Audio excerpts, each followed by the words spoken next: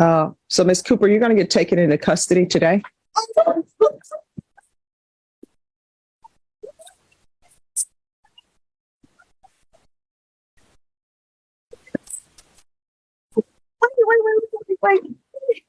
Wait.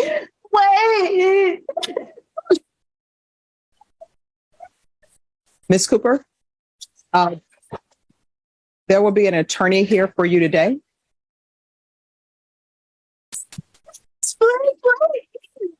Wait.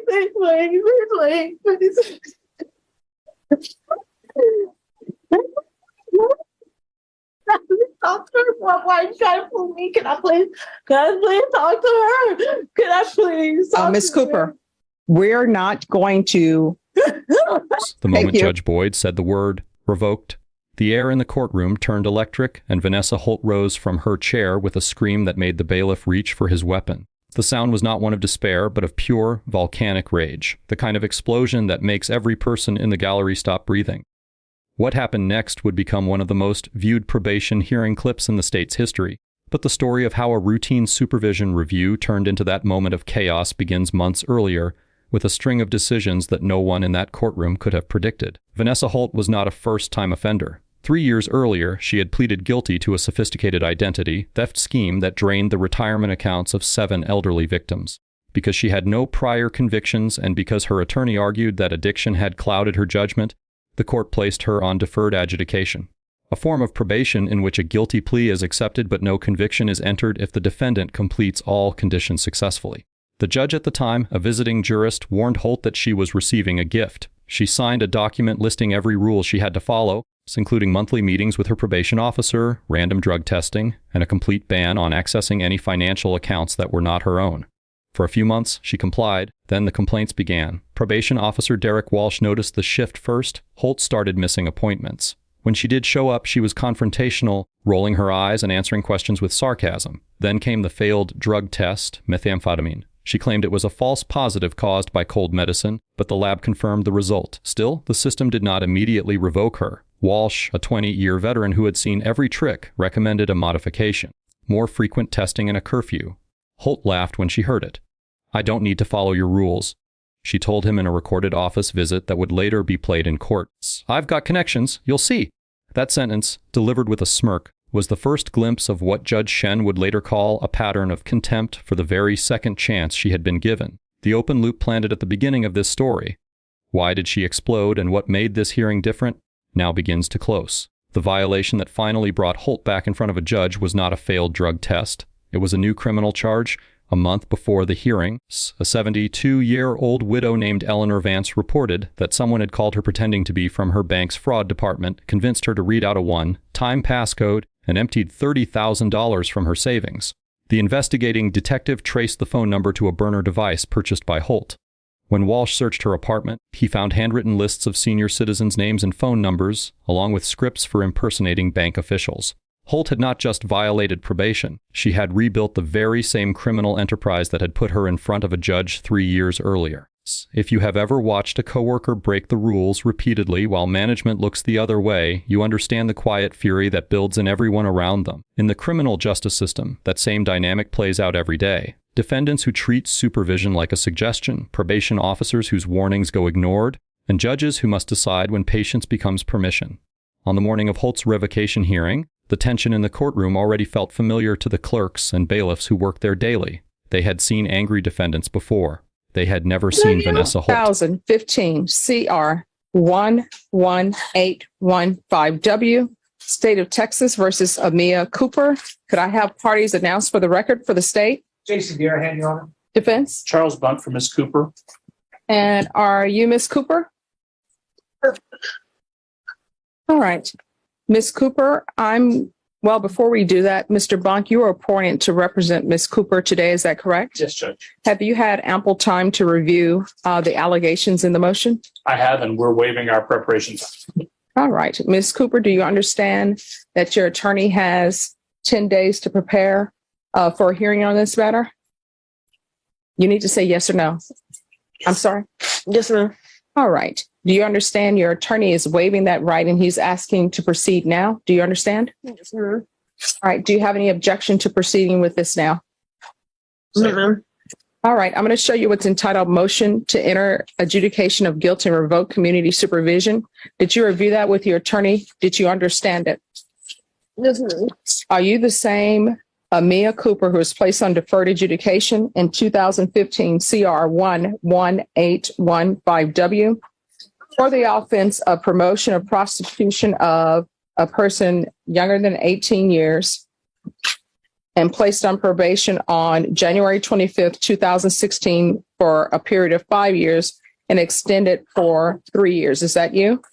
Yes, Judge Boyd took the bench at 9:15. He is known in the county as a jurist who listens more than he speaks, a former public defender who understands the difference between a person struggling and a person manipulating. He had reviewed Holt's file the night before, and the stack of violations was thicker than most he saw in a month. The state, represented by a young prosecutor named Alicia Mendez, called Walsh as the first witness. Walsh described the missed appointments, the failed drug test, the threatening comment about connections. Then, he held up a clear evidence bag containing the handwritten victim lists. Holt's attorney, a court-appointed lawyer with a tired expression, objected on chain of custody grounds. Chen overruled him quietly. The evidence was Yes, Your Honor, violated condition number 2 on or about the 25th day of July 2023 in Bexar County, Texas. The defendant, Mia Cooper, did in there legally use a controlled substance, namely methamphetamines, in violation of condition number 2. How do you plead to that, true or not true? True. Okay, here's the thing. I can't hear you. You're going to have to speak up. You can't be whispering because I know when you're in public, you don't whisper. So how do you plead to a violation of condition number 2 that's just been read by the state? True or not true? At this point, the legal concept of revocation is worth understanding inside the drama itself, because it is the pivot on which the entire hearing turns. Community supervision is not a right. It is a contractual agreement between the defendant and the court. When a person violates any condition of that agreement, the judge has the authority to revoke supervision and impose the original sentence that was suspended up to the maximum allowed by law. For Holt, who had pleaded guilty to a first-degree felony, that maximum was life in prison. Chen would not go that far, but as Walsh stepped down from the stand, the only question left was how much time she would serve, not whether. Did you understand by pleading true to violation of condition number 2, the court could find it true, grant the motion, find you guilty, and sentence you up to 20 years in prison and up to a $10,000 fine? Yes, ma'am. Knowing that, do you still wish to plead true to violation of condition number 2? Yes, ma'am. Court will find violation of condition number 2 true. Is there an agreement? Yes, there is, Your Honor. And what is the agreement? It is to adjudicate guilt or revoke the individual offer of probation and is sentenced to 2 years in TDC. Is that the agreement? That is our agreement, Judge. Ms. Cooper, are you asking the court to follow that agreement? Yes, ma'am. Are you waiving your right to appeal? Yes. I cannot Yes. hear you. All right. The court will follow your agreement, find you guilty, grant the motion, sentence you to 2 years in the prison. Then Holt's attorney made a request that stopped the proceeding cold. He asked that his client be allowed to speak directly to the judge before any sentence was pronounced. Chen hesitated. He had learned over decades that allocution from an unrepentant defendant rarely helped. But he granted the request. Holt walked to the podium. She wore a blazer and had her hair pulled back. For a moment, she looked composed. Then she opened her mouth. "You people are all the same," she said, her voice rising with each word. "You sit up there in your robes and pretend you're saving society, but you're just a bunch of crooked puppets protecting a broken system. I didn't do half of what they say, and the rest is nobody's business but mine." This is the pattern interrupt. Read that quote again. "You're just a bunch of crook puppets protecting a broken system." In a courtroom where every word is recorded, where contempt charges can be filed in an instant, Holt had just handed the prosecution a gift they did not need. But she was not finished. Pattern interrupt 2. She wheeled around and pointed at Walsh, who was seated in the front row. "And you," she shouted. "You've been out to get me since day one, because I wouldn't play your little games. You're a liar and a fraud, and I'll have your job before this is over." The bailiff moved forward. Chen raised a hand, stopping him. The judge's voice remained even, but something in his eyes had shifted. Holt," he said, "you have just confirmed, in your own words, the very contempt for this court and its lawful orders that the state has been trying to prove for months. So the only monster in this room is the one you have created for yourself." That sentence, "the only monster in this room is the one you have created for yourself," is the self-contained, shareable moment that will live outside this video, clipped and shared on social media without any context, and it will be just as devastating on its own as it is here. Chen turned to Mendez. State's recommendation, Mendez stood. The state asks for 10 years in the institutional division, Your Honors. The victims deserve to know this defendant will not have access to another phone for a very long time. The defense attorney asked for 6 months in county jail and reinstatement of probation. Chen did not even pause. Probation is a privilege, not a guarantee, he said, echoing a phrase that every first-year law student learns and that every defendant who squanders it forgets. You were given a chance to avoid prison. You used that chance to find new victims. I sentence you to 10 years in the Texas Department of Criminal Justice with credit for time served. The scream came then, the explosion promised in the title of this video. Holt knocked over the podium, scattering papers, and lunged toward the bench before 2 bailiffs pinned her arms behind her back. She was still screaming as they dragged her through the side door, her voice echoing down the hallway long after the door slammed shut. Here is a question that genuinely divides people who watch this footage. Was 10 years too harsh for a non-violent property crime, even one that devastated elderly victims? Or did Holt's total refusal to accept responsibility prove that anything less would have been a betrayal of the people she stole from? There is no obvious answer, and that is precisely why the comment section under videos like this one becomes a battleground of moral reasoning and personal experience. Your answer says as much about your view of second chances as it does about the case itself. All right. Ms. Agameda, is there anything you wish to say? Yes, ma'am. All right. Can you raise your right hand for me, please? Do you solemnly swear or affirm the testimony you give will be the truth and nothing but the truth, so help you God? Yes, Your Honor. All right. You can lower your hand if you'll state your name for the record. My name is Amanda Argomeda, and I would like to have a second chance on probation. I will attend the classes. I will go to everything. I was still on my drug problems like then, but I'm completely done with it. The thought of drugs, like I do not even want to think of it. Makes me want to puke. Like just thinking back and hearing my kid's voice, my daughter's voice. My kid's dad is waiting on getting back with me, getting the family back together, and I just really want to go back to that. How old are your children? 3 and 4, ma'am. All right. And who's taking care of them? Their father. All right. So were your parental rights terminated? No, ma'am. No, ma'am. So you just dropped them off with the father? I decided to leave when I was on drugs, and yes, I was really bad on them, but I did stop. All right. So what have you done on probation other than pick up new cases? I did not attend because I was just... No, I mean, have you done anything? No, ma'am. So what is not debatable is the system did what it is designed to do, but it did so only after multiple warnings were ignored. And are you are you Miss Argomeda? Yes, ma'am. Yes, ma'am. All right. I'm going to show you what's entitled Motion to Enter Adjudication of Guilt and Revoke Community Supervision. Did you review that document with your attorney? Did you understand it? And did you sign it? Yes, Your Honor. Are you the same Amanda Argomeda who was placed on deferred adjudication in 2022 CR 11474W for the offense of unauthorized use of a vehicle on December 6, 2022 for a period of 3 years? Is that you? Yes, Your Honor. All right. State. Violated condition number 1 on or about the 23rd day of March 2023 in Bexar County, Texas. The defendant, Amanda Argomeda. Argomeda. Okay, I can't say that. Committed the offense of theft, 2,500 to 30,000 vehicle in violation of condition number 1. How do you plead to that? True or not true? True.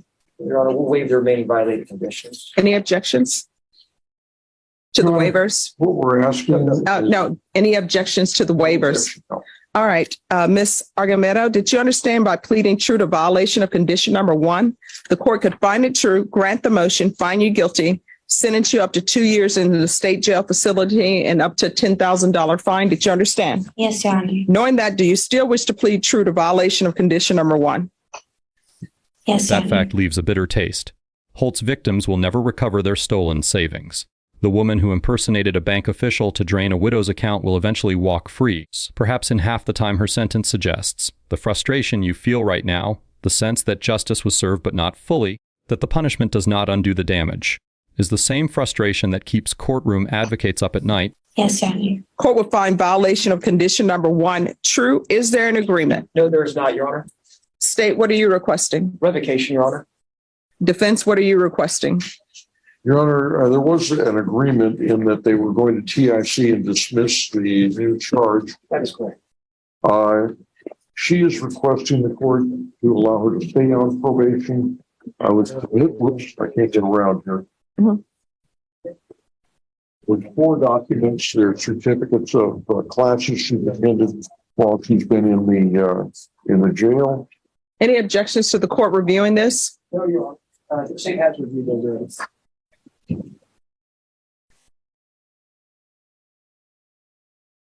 Okay. As we said earlier, Your Honor, this young lady had been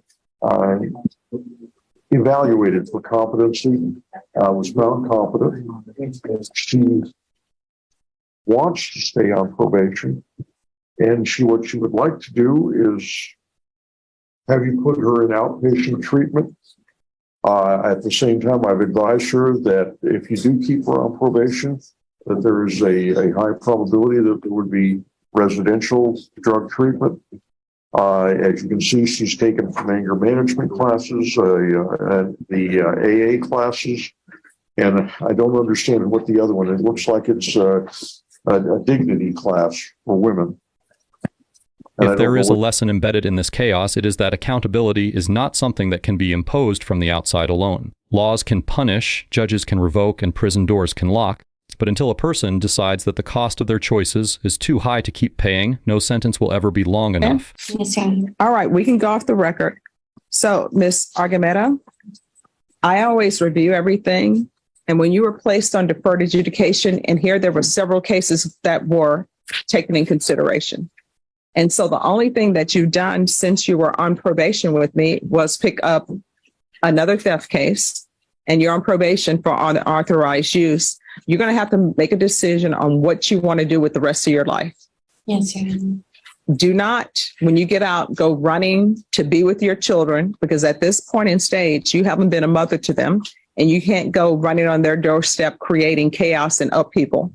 If you get your life together, you can probably slowly enter their life. Holt's explosion was not just anger at a judge. It was the sound of someone realizing, too late, that the rules she thought she could bend had finally bent back. Showing you what's entitled Trial Court Certification of Defendant's Rights to Appeal. Did you review that with your attorney? Did you understand it? And did you sign it?